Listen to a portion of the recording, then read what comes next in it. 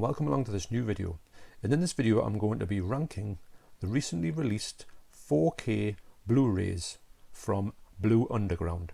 Try saying that after 15 pints. Okay, so what I'm going to do first of all is I'm going to rank these on picture quality.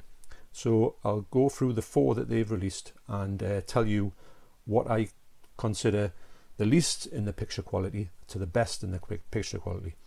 Now, as a side note, these all feature Dolby Atmos. So I will say that all the soundtracks sound really good. Some sound better than others. I think that's just the way that the music was in the films, or maybe the effects were in the films.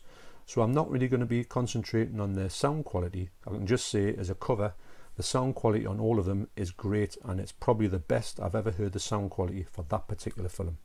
So let's get into this. So picture quality, number 4 on the list, and I would say is the least good of these qualities, is sadly I'm going to say Maniac. I would say that Maniac looks the best it's ever looked, but it's because it's shot on 16mm, I've got to put this at the bottom.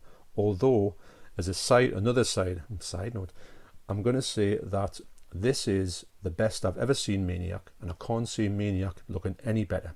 So that's a little cover note, but unfortunately, because it was shot on 16mm and the other ones were shot on 35mm, this will always look the least quality of the films. But I do urge anybody who still wants to get it, because this is the best version you're ever going to see of Maniac. So yes, so number 4 is Maniac.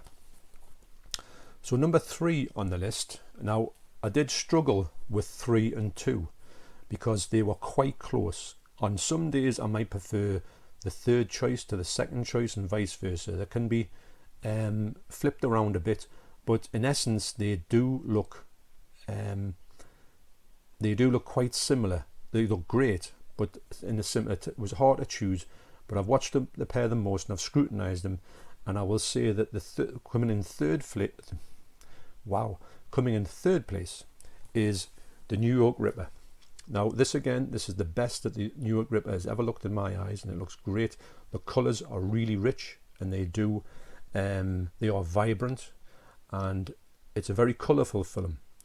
But I would say that for me, the colourfulness of the film isn't a problem, and it's great, don't get us wrong, it looks really, really nice. But for me, the number 2 title just edged over it, because I found that in the darker scenes, number 2 had the edge. That's the only reason why I'm picking over that. But like I say, number 3 and number 2 can be swapped around quite a lot. I would say it just depended on when I watched it, what kind of mood I was in. But I did put this, it was at number 2 until I watched the other one, then it went to number 3, if that makes any sense. So at number 3 is a New York Ripper. At number 2, I've got The House by the Cemetery. The reason why I put this at number 2 was because I was expecting this to be less than the New York Ripper, because the New York Ripper is filmed largely outside, and I thought that was going to elevate the picture quality, and it did to a certain extent. But there's more shot outside in this film than I thought there was, and also the dark scenes in this film, they look really good, because you can see into the darkness a lot more than you could on any other release. And also the picture quality of the outdoor scenes, especially with it looking as if it was shot in autumn. I don't know if it was shot in autumn, but it had a very autumnal feel about it, and a very 1980s look to it, which I love in a film. So to me, that, and there's certain scenes where they've got like cars going past, the cars, they just look, the detail, the pin sharp, the picture, the colour of the cars are just jaw-dropping. So I just found a little bit more in this movie than I expected, and just a little bit more than the New York Ripper. But as I say, between the New York Ripper, there's not much difference between this and House by the Cemetery, and also I can interchange these two around. So that leaves number 1, and it is, of course, Zombie. Now Zombie for me has everything. It has the best storyline, it has the best special effects, it has the best acting, if you can say acting, it has everything that I like about movies. One of my favourite films of all time. So that another thing is reason why it's number 1. But the picture quality on it is obviously the best it's ever looked and ever going to look. I also think that I would never imagine the sound quality as well to be any better. This film is a joy from start to finish. It does elevate it a bit because at one point it was considered just a lowly video nasty, which I saw way back in the day on a terrible VHS copy, and it looked atrocious, but I did feel as if it was a good film. But when you watch it in this presentation, you realise how good of a film it is, and maybe Fulci was even trying to go for something that was a bit aesthetically pleasing, I don't know, but he did achieve that for me. So number one in picture quality in these 4 titles is Zombie, and it does, to me, even though House by the Cemetery is second, this one is quite a bit of a jump up, in my estimations, from the House by the Cemetery. There's just that much lushness in the picture, the greenery of the island, the pictures and the quality of the scenes in New York at the start, the water in the Hudson River, I think it's called the Hudson River, is unbelievable. So for me, definitely number one. Okay, so I'm going to say at this point, how do I rank the movies themselves? Now for me, that picture quality might not necessarily say that means it's my favourite picture, favourite film, sorry. The picture quality might just be a sort of side note, and something, if it's really good looking in picture quality, might not necessarily make it, I would not take that over the best film. So for me, out of these 4, the best films in orders, and they're quite close, don't believe it, don't get me wrong, these are all, in my eyes, classics, and they were day one purchases I didn't even think twice about it, and I just immediately said, take my money. So my order of the films that I find, my enjoyment of the films, and I think the films I personally think are the best films out of here. So coming in at number 4 is New York Ripper. Now this film, it's a great film. I do like this film. I do understand how people sometimes don't like it. Sometimes the notoriety of this film might make people expect more of it. If you don't have an expectation of it, you might enjoy it more. It is gruesome, it is gory, it is misogynistic, but it might not be as bad as people think. But for me, it just, the element of it's kind of one of the ones where you think, well, I've kind of seen that before in a fashion. It's a good film, but it might be a film that's similar to other films. Maybe it doesn't stand apart from Fulci films like some of the other ones that do. That's a no slight to it, but a number 4 in my films that I enjoy is New York Ripper. And number 3 is Maniac. Now Maniac for me is a great film, probably because of the lead actor, Joe Spinell, in this film. He's just amazing at this part, and it does go from his point of view, but also gets you into his world to realise that he's not, I'm not going to say he shouldn't have done what he did, but he's more, he's a bit of a victim as well. And it's a great film to watch from that view. It is brutal. It is one of them ones that you just don't get to see too much. In UK, the UK just didn't like this film whatsoever.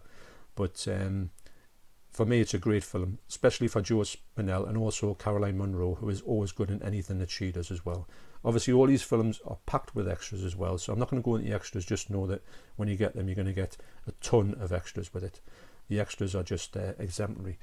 Right up there with Arrow as well. So number 2 in my movies that I enjoyed in this 4 recently released 4K's is House by the Cemetery. Now funny enough, when I started, before I had all these films to watch again, I would have put House by the Cemetery maybe in 4th place, which is strange because when I watched it last night, I found that I got a lot more out of it than I was expecting. I probably didn't remember too much about this film because it's probably my least watched Fulci film, but that's nothing that he said about it. That's just the way it happened, that's the way it worked out. But I'm really glad that I picked this up, and on this this watch that I did last night, I found that I was putting it more higher up than I originally thought. Saying that, any day of the week, the bottom 3 can always change, and that's just indicative of what they are. They aren't by any means, there's no bad film in this lot. just for me, there's some that I might enjoy on a certain day more than other ones. Maybe I might enjoy Maniac on the next watch a bit more, and that might go to number 2, that sort of thing. But that leaves number 1, and no surprises being that my favourite film out of these 4 that have been recently released on 4K is Zombie. This film is just, it has everything for me. It has just an amazing plot. It has great acting. It has great characters. It has great set pieces. It also has shark versus zombie, which you have to see to believe. The whole setting of it, the gore factor, the music, just everything about it, the pacing of it. It's a bit more like a sort of an adventure film as well at times. It doesn't let up for 1 second. Second only, or is it second only to Dawn of the Dead for me. I don't know if when I get the new Dawn of the Dead 4K, I'm going to sort of revisit these 2 again and see which will be my number 1 zombie film, which will be either Zombie or Dawn of the Dead. I'm not too sure at this point, but at this point, Zombie takes number 1 in all of my zombie films. But if anybody wants this one, they have to act quick, because I don't know how long it's going to be in print. Obviously, I think the slipcover is now out of print. Unfortunately, you'll have to get it second-hand market, which might elevate your price up to it, up by some pounds. But yes, so top of the tree for the Blue Underground releasing is Zombie with a bullet, if that's even the thing to say. So I'll just put these together and just show them off there. Great set. I'm so happy to have these. And on the shelves, they used to be, before I got them all, I would have Zombie under Z and I would have Maniac under M. But I'm thinking of I was going to put the 3 Fulci ones together and put them under F. But now I'm just going to put them all together in one section under B. That's where they're going to live on my shelves. And they will look amazing together. And I'm so glad I've got them. So thanks once again for watching this video. I hope you like it, and if you do, please press that like button. And also, if you want to comment on there, what do you think about these releases? Have you got these releases? Do you disagree totally with what I said? And also, if you would like to subscribe, that would be great. It's free, so why not? Okay, so thanks for watching, and I will see you next time.